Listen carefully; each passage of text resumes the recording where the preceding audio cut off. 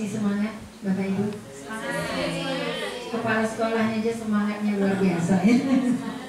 Oke. Baik, Bapak dan Ibu semua, kita juga akan membahas bagaimana PTK, tambahan dari saya. Tadi sudah banyak yang disampaikan oleh Bu Sri Indrawati, dan ada beberapa hal yang ingin saya jelaskan. Oh, perkenalan dulu. Oh iya, saya kira ada di foto itu ya. Baik, terima kasih. Perkenalkan, nama saya Arnalida. Saya dosen tetap di FKIP Universitas Sriwijaya, dosen Program Studi Pendidikan Bahasa dan Sastra Indonesia. Hari ini kami berempat, itu sebenarnya satu program studi, Ibu Leni, dan awal kami bertemu dengan Bu Eleni dan dengan Bu Sri Madarni ini adalah ketika PPG Prajab ada di sekolah ini ya. Dan sejak itu saya merasa ini rumah saya juga. Iya. Mudah-mudahan dengan silaturahmi kita pada hari ini kita bisa dapat meneruskan kegiatan-kegiatan untuk memajukan sekolah ini, insya Allah. Rumah Bu, rumah. Seperti anak gadis perkenalnya. Ya. Rumahnya di Jalan SM Mansur, Gria Mutiara Siguntang, nomor 4, dekat Taman Siguntang ya. Bertiga ini satu komplek ya. Bu Sri di Skip. Oh, Bu Sri di Skip. Iya. Nanti kita akan bertemu terus karena masih ada 2 lagi pelatihan kita, pembelajaran berdiferensiasi dan modul ajar. Mudah-mudahan kita akan terus berkenalan dan tahu, oh Bu Arnalida itu ini orangnya gitu ya. Baik, saya akan menjelaskan juga tentang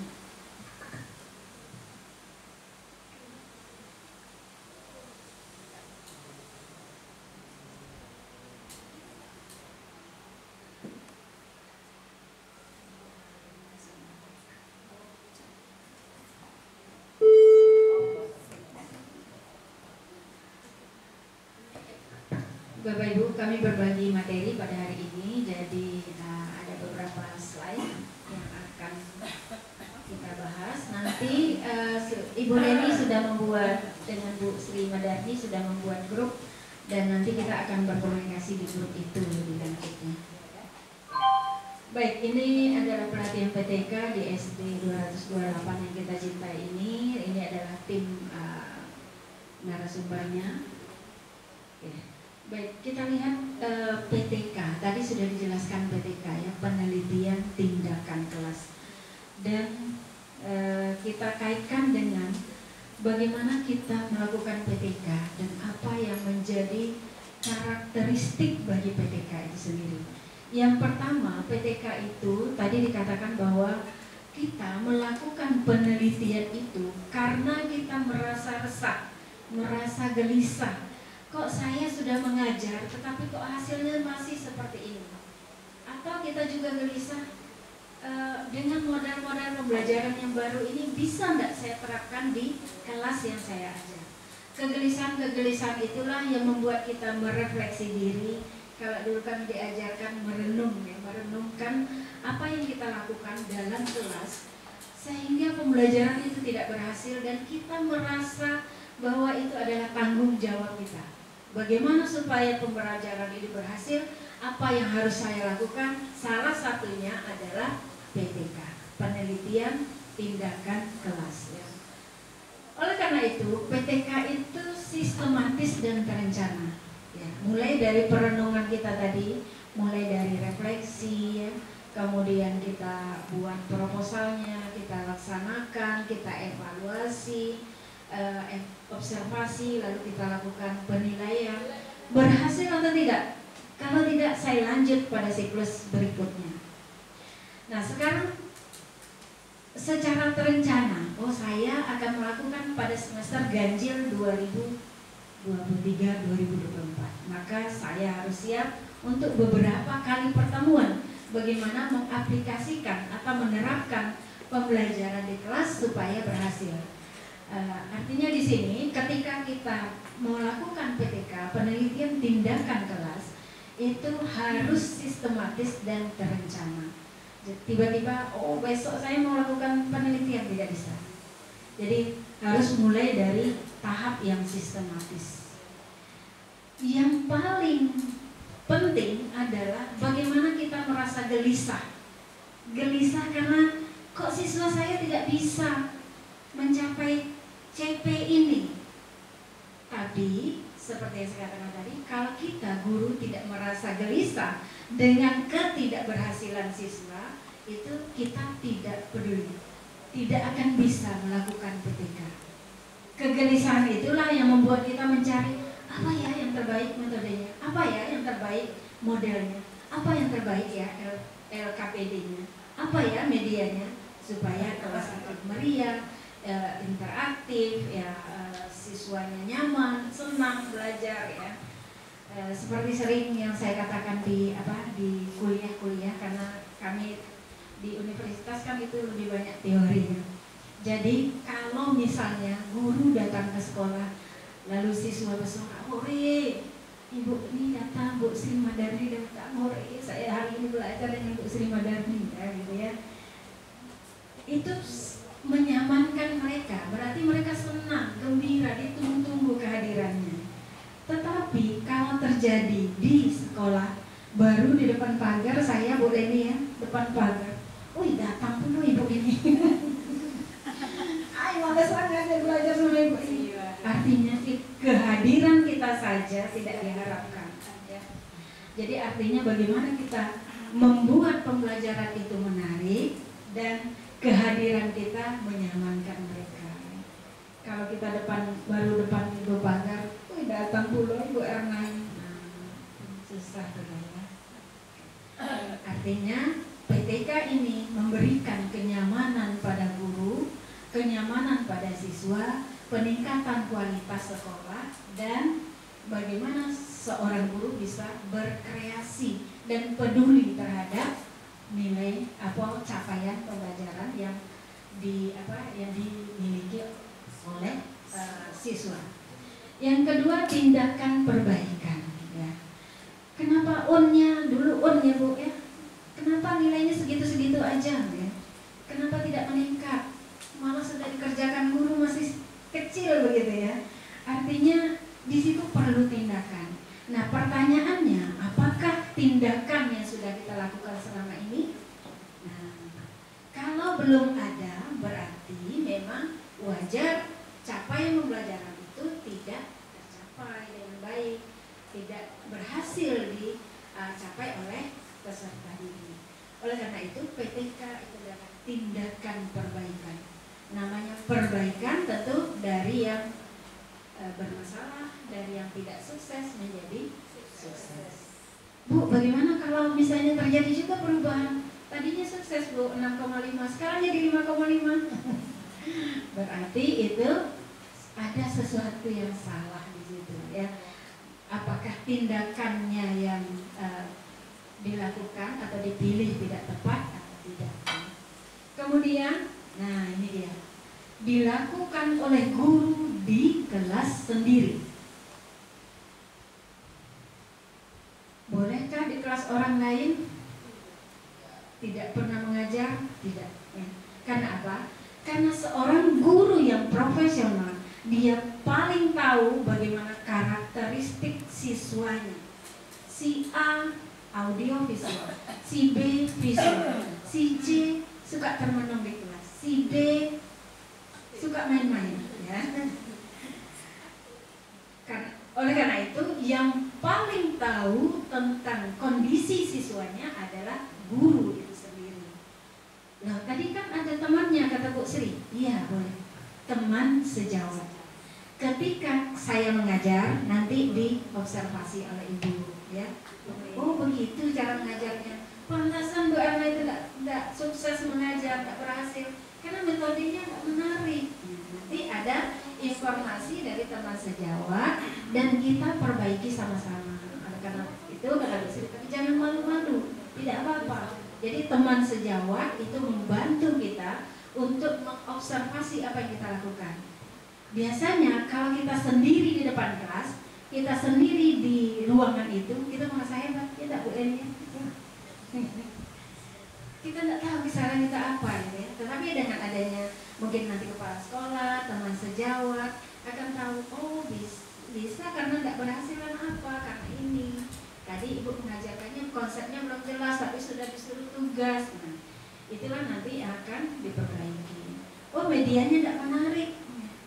Orang bisa animasi kok di SD kalau materinya tentang ini. Tapi hanya diceramahkan misalnya. Nah itu nanti ada tahap diskusi guru sesama guru. Bagaimana saya mengajar?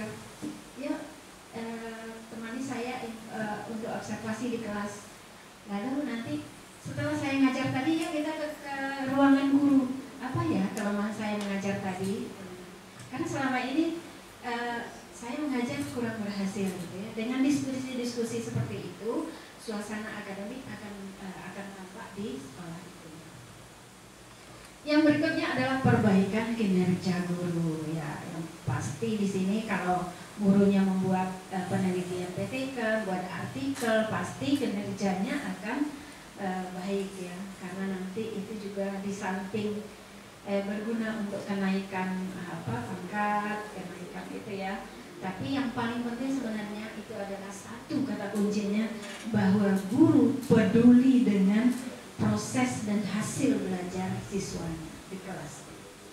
Kemudian tentu saja ya peningkatan kualitas pembelajaran. Oh ternyata metodenya masih yang lama. Sekarang kan banyak metode pembelajaran yang baru, model pembelajaran PBL, PJBL, inquiry dan seterusnya yang bisa digunakan. Kenapa tidak kita terapkan untuk itu supaya pembelajaran itu bisa berhasil dengan baik ya. Nah ini prosedur tadi sudah disampaikan oleh Bu Sri Indrawati bahwa di dalam PTK ini yang paling utama adalah refleksi diri dulu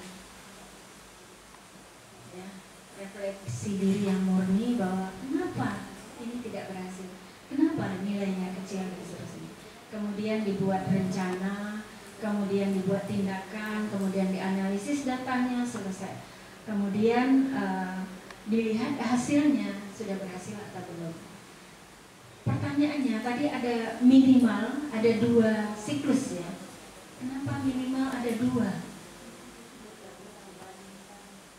Ya Ibu, siapa namanya Bu? Ya, silakan Bu ya. Bisa membandingkan hasil dari kegiatan tadi agar bisa membandingkan hasilnya. Ada lagi? Kenapa minimal 2? Boleh 3? Boleh ya. Ayo Bu. Ini mudah-mudah di sini untuk mengetahui seberapa jauh metode atau pendekatan yang bisa digunakan model kemudian misalnya kalau di tahap siklus kan kita belum bisa siklus pertama ya. Kalau ada siklus kedua itu kita merevisi kembali. Nah, apakah ini nilai anak ini masih bisa meningkat atau tidak? Kalau dia masih menurut, kita menggunakan lagi siklus kedua, siklus ketiga yang harus kita perbaiki ini. Jadi untuk mengukur sampai sejauh mana keberhasilan pembelajaran yang kita lakukan. Kalau dia sudah pas sampai 2, sudah selesai sesuai dengan yang kita inginkan, 85% pencapaian siswa. Oh bagus sudah. Kalau masih di bawah, tergantung dengan kalau dulu KKM yang ada di sekolah itu ya. Ya, bagus sekali jawabannya. Yang pertama ya, kalau siklus itu minimal 2, ternyata kita laksanakan satu, oh Bu, sudah 85% malah 90%. Artinya refleksi yang kita lakukan kurang sempurna. Karena apa? Ternyata persoalan itu hanya bisa dengan remedial, tidak terlalu sulit, tidak harus diatasi dengan PTK. Ya. Yang kedua, kenapa minimal 2? Juga di samping refleksi kita tadi kurang maksimal pada saat kita merenungkan pembelajaran yang kita lakukan selama ini, siklus berikutnya jika belum berhasil dia akan masuk ke siklus kedua, ketiga dan seterusnya. Bagaimana kalau sampai 5 siklus Bu? Boleh? Boleh 5 siklus? 6?